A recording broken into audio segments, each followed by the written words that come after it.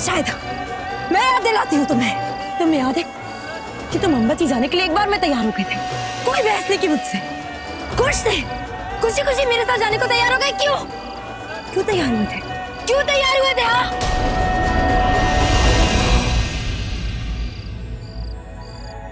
Actually मैं कुछ सोच रही थी, पता नहीं तुम मानोगे या नहीं।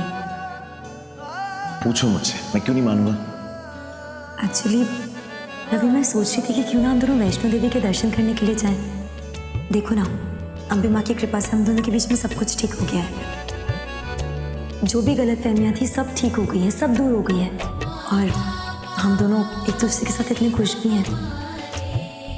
तो मुझे लगता है कि हमें वैष्णो देवी जाकर ना अम्बे माँ का आशीर्वाद लेकर आना चाहिए, ताकि हम दोनों की आगे की जिंदगी भी ऐसी ही चलती रहे, खुश खुश रहें हम दोनों। मैं जानती हूँ कि तुम्हारे पास ज़्यादा टाइम नहीं है, ऑफिस में बिजी रहते हो, लेकिन ट्राई करो ना, बस 2-3 दिन। मेरी प्यारी कैसे, तुमने कह दिया है कि तुम्हें वैष्णो देवी जाना है, माता रानी के दर्शन करने हैं, ताकि हम दोनों का रिश्ता बिल्कुल ठीक रहे जिंदगी भर के लिए। प्रॉब्लम क्या है? हम चलेंगे पक्का? 100%। और ये बात मेरे काम की, मैनेज कर लूंगा मैं। ओके, तुम बस जाने की तैयारी करो। मैं क्यों गया और क्यों आया। याद आया, तुम अम्बाजी जाने के लिए एक बार में तैयार हो गए, ताकि वहां जाकर तुम मेरा, मैं ही पागल थी, बेवकूफ थी जो खुश थी कि मेरा पति कितना प्यार करता है मुझसे।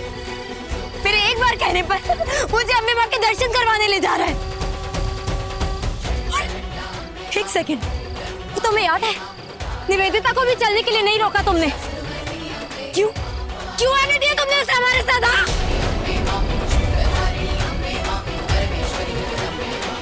बोलो ना, बोलो ना। जवाब नहीं है। मंदिर तो हम दोनों की थी ना, हम दोनों को जाना था ना, तो निवेदिता क्यों आई? मैंने भी नहीं सोचा।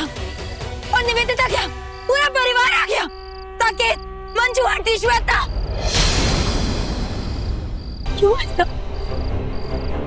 मुझे लगा अम्बे माँ के दर्शन करने जा रहे हैं, अच्छा है, पूरा परिवार साथ में होगा, इतने अच्छे से दर्शन हो जाएंगे।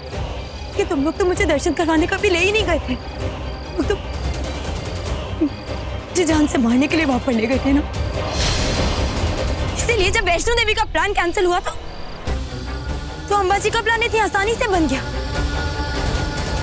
और वहां भी सब लोग चलने को तैयार हो गए। किसी ने एक बार भी नहीं कहा कि नहीं हमें नहीं जाना, तुम दोनों की मदद है, तुम दोनों चले जाओ। क्या हुआ? वैष्णो देवी का एक्चुअली मॉन्टी का फोन आया था, उसने बताया कि वैष्णो देवी में लैंडस्लाइड हो गया है और मेन गुफा का रास्ता बंद हो गया, तो हम वैष्णो देवी नहीं जा पाएंगे। रवि, ये क्या कह रहे हो तुम? मैंने मन्नत मांगी थी कि मैं अम्बे माँ के पास जाऊंगी, प्लीज ऐसा नहीं हो सकता, प्लीज कुछ करो ना, मुझे जाना ही है। ऐसा हमेशा मेरे साथ ही क्यों होता है? मॉन्टी, एजेंट को फोन करना। जी भाई। हेलो मिश्रा जी, तो आप बताइए कि हम लोग क्या करें? अच्छा, ऐसा भी हो सकता है। ठीक है ठीक है ठीक है, मैं फैमिली से बात करके आपको कंफर्म कर देता हूँ। उन्हें ये कहा है कि हम लोग वैष्णो देवी तो नहीं जा पाएंगे, लेकिन गुजरात में अंबाजी माता के दर्शन के लिए जा सकते हैं। यात्रा भी वही होनी है और आशीर्वाद और दर्शन भी उतना ही मायने रखता है। अगर आप लोग कहते हैं तो मैं उनको फोन करके कंफर्म कर देता हूँ। रवि, वहां पर चल सकते हैं ना हम लोग? हाँ देविका, चल सकते हैं। एक सेकंड मॉन्टी, एक काम करना, एजेंट को फोन कर टिकट बुक करा, जल्दी फटाफट। क्योंकि सबको एक दूसरे का साथ देना था ना, अगर मुझे मारने में कोई गलती हो जाती तो, इसलिए सब लोग, सबके सब अंबाजी आए। तो वैष्णो देवी में मेरा मर्डर करने वाले थे, अंबाजी में मार देंगे मुझे। याद आया तुम्हें?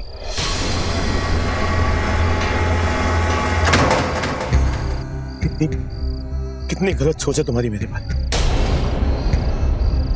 वैष्णो देवी तुम्हें जाना था, तुम्हें याद है ना? तुमने मुझसे कहा था, फिर जब हम वैष्णो देवी नहीं जा पाए, प्लान कैंसिल हो गया, तो अंबाजी के लिए मैं सिर्फ इसलिए राजी हुआ एक बार कहने पर कि तुम्हें अम्बे माँ के दर्शन करने से, तुम्हारी विश पूरी करने के लिए मैं आराम से राजी हो गया, तुम्हारे लिए।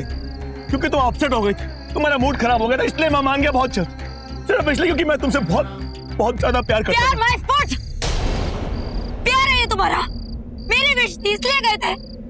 मेरी हर बात का आज तक सिर्फ तुमने फायदा उठाया है। झूठ मत बोलो तो मुझसे। अब तुम्हें क्या लगता है मैं अब भी तुम्हारी बात पर भरोसा करूंगी?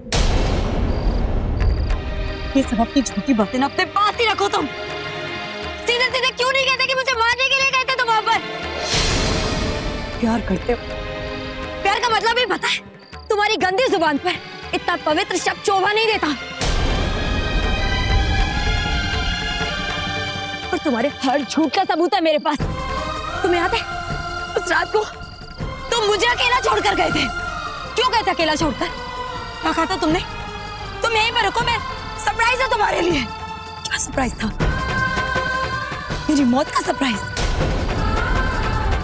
और तुम्हारे जाने के बाद जब निवेदिता साकेत और तुम्हारी माँ मेरा पीछा कर रही थी, उनसे भागते हुए छुपते छुपाते मैं जहाँ छुपी नहीं ना, उस जगह तुम्हारा फोन आया था निवेदिता को। और जानते हो क्या कहा था तुमने?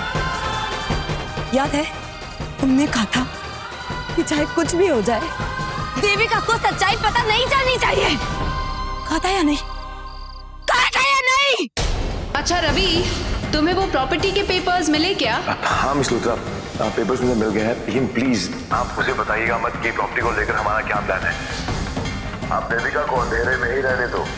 देविका को यही सोचने दो कि हम लोग यहाँ पर माता रानी के दर्शन करने आए हैं। हमारा असली और इम्पोर्टेंट मकसद क्या है वो उसे मालूम नहीं होना चाहिए। उस पहाड़ी पर लटकी हुई थी मैं, सोच रही थी कि मेरा रवि आकर मुझे बचा लेगा। चिल्ला रही थी, देख रही थी ऊपर, और तुम आए, लेकिन मुझे मरता हुआ देखने के लिए आए थे रवि। तो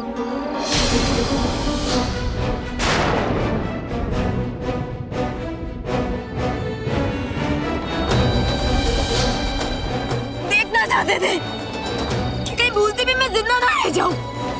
वही ऊपर खड़े थे, मुझे आज भी याद है। उस एक पल में 1000 मौतें मरी थी मैं।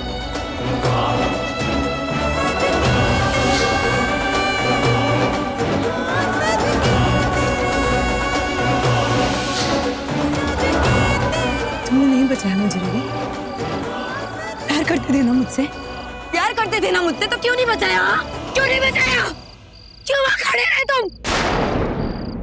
कोई प्यार नहीं किया तुमने मुझसे। तुम्हें सिर्फ मेरे पैसे चाहिए थे। वो तो पता नहीं क्यों मैं बच गई। क्यों पेमा ने मुझे मौत भी नहीं दी। मैं जानती हूँ क्यों नहीं दी मौत। उन्होंने मुझे मौत इसलिए नहीं दी ताकि मैं तुम जैसे दुष्टों का विनाश कर सकूं। गलत की कभी जीत नहीं हो सकती रवि। इसीलिए मेरी जान की माँ ने मुझे बचाया। जान की माँ ने मुझे हौसला दिया, मुझे हिम्मत दी, मुझे देविका से अंबिका बना दिया। मुझे सिखाया कि कभी किसी से हारना नहीं है, गलत से हमेशा लड़ना है, हमेशा जीतना है। और मैं जीती हूँ रवि, मैं जीती हूँ। इनमें से किसी को भी मैं छोड़ूंगी नहीं। तुम क्या जानो उन रातों में मैं कितना तड़पी हूँ, कितना रोई हूँ, कितनी दुआएं मांगी है कि मुझे मौत मिल जाए।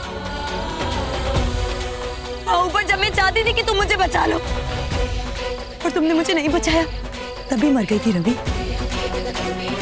और तभी मैंने चट्टान से अपना हाथ भी छोड़ दिया था।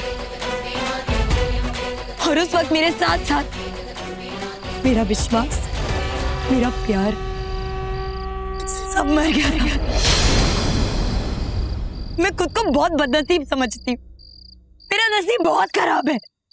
जो मुझे कभी प्यार ही नहीं मिल पाया रवि, सिर्फ धोखा मिला। इस दुनिया का सबसे धोखेबाज पति मिला। और उसे भी मैंने चाहा, उसे भी प्यार किया, एक के बाद एक मौके दिए। उसके हर झूठ को सच माना मैंने। लेकिन अब ऐसा नहीं होगा, क्योंकि अब मैं तुमसे बदला लेने आई हूँ, और अब मैं बदला लेकर ही रहूंगी। तुम्हें क्या लगता है मेरे लिए आसान था ये सब कुछ? ये सारे दिन, ये सारे महीने, ये सारे पल आसान थे मेरे लिए? तुम जानते भी नहीं हो कि कितना तड़पी हूं मैं, और इसीलिए अब तुम तड़पोगे। तुम्हें तो शायद वो पल भी याद ना होगा जब मैं वापस आई थी, निवेदिता के साथ अपनी सगाई कर रहे थे।